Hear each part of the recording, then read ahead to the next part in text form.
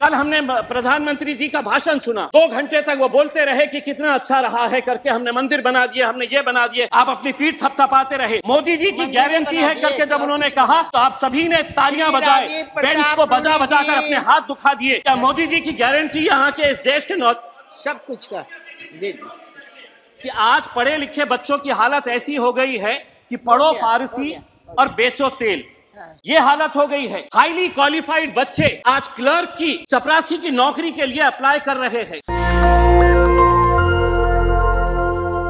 श्री इम्तियाज अल जलील जी।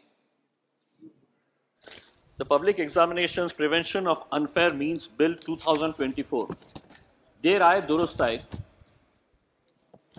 Madam, अगर ये bill आज से 5 साल पहले अगर आ गया होता तो 1,40,00,000 बच्चे जो सरकारी नौकरी हासिल करने के लिए, महज 1,04,000 नौकरी हासिल करने के लिए 1,40,00,000 बच्चे जो दिन और रात मेहनत किए, पढ़ाई किए, एग्जामिनेशन के अंदर बैठे, बाद में पता चला कि पेपर लीक हो गया था, एग्ज़ाम कैंसिल हो गया, कई बच्चे एग्जामिनेशन के अंदर बैठ नहीं पाए क्योंकि उससे पहले ही पेपर लीक हो गया था। अगर 5 साल पहले ये बिल आ जाता तो इन्हें इतना खामियाजा भुगतना नहीं पड़ा होता। सवाल यह है कि 1,40,00,000 नौकरियों, 1,40,00,000 बच्चे, नौकरियां कितनी? तो 1,04,000। अगर ये पूरे के पूरे चले भी जाते तो 1,39,00,000 बच्चे तब भी बेरोजगार रहते।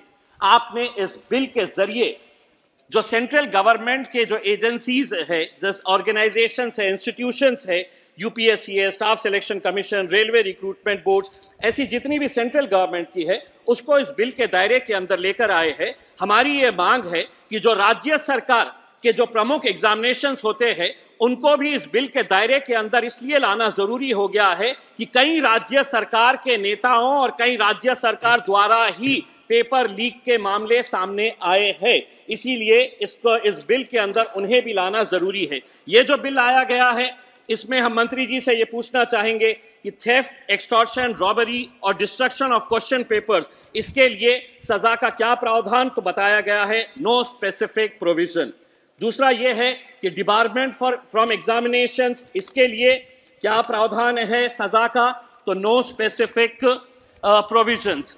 तीसरा ये है कि चीटिंग और use of unfair means by an examinee, कि अगर जो एग्जामिनेशन पेपर चेक कर रहा है उसके खिलाफ अगर वो कुछ बेईमानी करता है तो उसके लिए क्या प्रावधान सजा का? तो नो स्पेसिफिक प्रोविजंस। तो हम मंत्री जी से ये पूछना चाहेंगे कि इसके बारे में क्या क्या स्पेसिफिक प्रोविजंस हैं, ये बताए करके।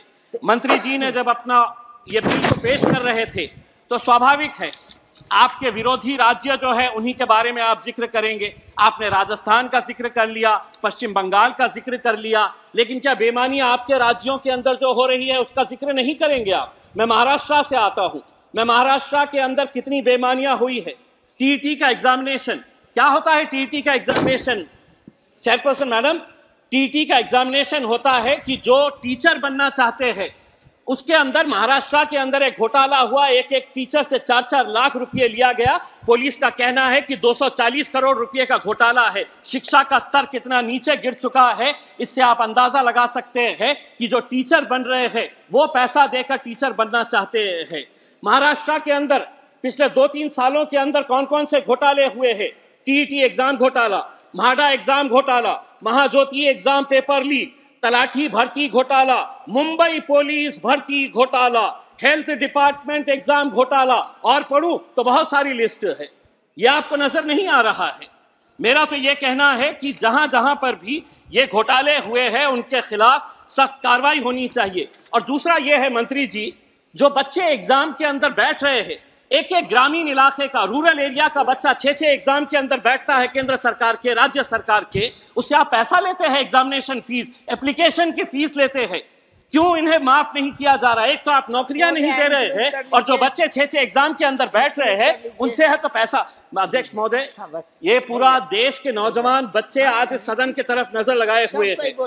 अभी तेलंगाना के अंदर ग्रुप 1 प्रिलिमिनरी एग्जामिनेशन 1 जुलाई के अंदर घोटाला हुआ, कैंसिल कर दिए, 3 महीने के बाद फिर होने वाला था, फिर घोटाला सामने हुआ, कैंसिल कर दिए, फिर बाद में कहा गया कि नहीं अब एग्जामिनेशन ले नहीं सकते क्योंकि इलेक्शन आ गया। मेरा यह कहना है कि बच्चों के ऊपर क्या साइकोलॉजिकल असर पड़ता होगा कि इतनी मेहनत करने के बाद भी आज अगर वो एग्जाम नहीं दे पा रहे हैं। मंत्री जी यहाँ सर उठकर चले गए हैं, उन्हें उर्दू अच्छी तरह से आती है। मैं उनसे ये पूछना चाहूंगा कि आज पढ़े लिखे बच्चों की हालत ऐसी हो गई है कि पढ़ो फारसी और बेचो तेल, ये हालत हो गई है। हाईली क्वालिफाइड बच्चे आज क्लर्क की, चपरासी की नौकरी के लिए अप्लाई कर रहे हैं। तो आप कहीं ना कहीं महाराष्ट्र सरकार का भी एक डिपार्टमेंट का एग्जामिनेशन हुआ है। हो गया आपका समय। एक मिनट मैडम प्लीज। 64 पोस्ट है, 64 पोस्ट है, उसके लिए 9000 बच्चों ने एप्लीकेशन दिए। तेलंगाना का जिस एग्जामिनेशन की बात कर रहा हूं 500 पोस्ट है, अप्लाई कितने किए हैं? 3.5 लाख बच्चे। मैं आपसे ये कहना चाहता हूं, मैं मंत्री जी, मैं आपसे एक सवाल करना चाहता हूं, आंकड़े आपके ही है, आपने एग्जामिनेशन सिस्टम को तो क्लियर कर दिया है, नौकरियां कितनी है ये बताइए। 2022 के अंदर इसी लोकसभा के अंदर रिटर्न रिप्लाई के अंदर ये बताया गया था कि the rush for government jobs continued unabated over the last 8 years, but less than 1% of applications received way selected. Madam speaker madam, मैं आपको बताना चाहता हूं पिछले 8 साल का जो आंकड़ा है, 22 करोड़ नौजवानों ने नौकरियों के लिए अप्लाई किए। 22 करोड़, सिर्फ 1 मिनट दे दीजिएगा। 22 करोड़, उसमें से नौकरियां कितनी मिली है? तो महज 7,22,000 बच्चों को सरकारी नौकरियां मिली है। अच्छा बोल रहे हैं। 22 करोड़ कहां पे है और 7 लाख कहां पे है? उसके बावजूद भी आप अपनी पीठ थपथपा रहे हैं। अब मैडम स्पीकर, कल हमने प्रधानमंत्री जी का भाषण सुना, 2 घंटे तक वो बोलते रहे कि कितना अच्छा रहा है करके, हमने मंदिर बना दिए, हमने ये बना दिए, आप अपनी पीठ थपथपाते रहे। मोदी जी की गारंटी है करके जब उन्होंने कहा तो आप सभी ने तालियां बजाए, बेंच को बजा बजा कर अपने हाथ दुखा दिए। क्या मोदी जी की गारंटी यहाँ के इस देश के सब कुछ का? जी जी जी, बैठा जा, प्लीज बैठा जा, चले। नेशनल दस्तक की आपसे गुजारिश है कि अगर इसको बचाना चाहते हैं तो नेशनल दस्तक को सब्सक्राइब करने के लिए रेड कलर के सब्सक्राइब बटन को दबाएं, फिर बेल आइकन की घंटी दबाएं। नेशनल दस्तक को बचाने के लिए बहुत जरूरी है कि हर खबर को शेयर करें, लाइक करें, कमेंट जरूर करें।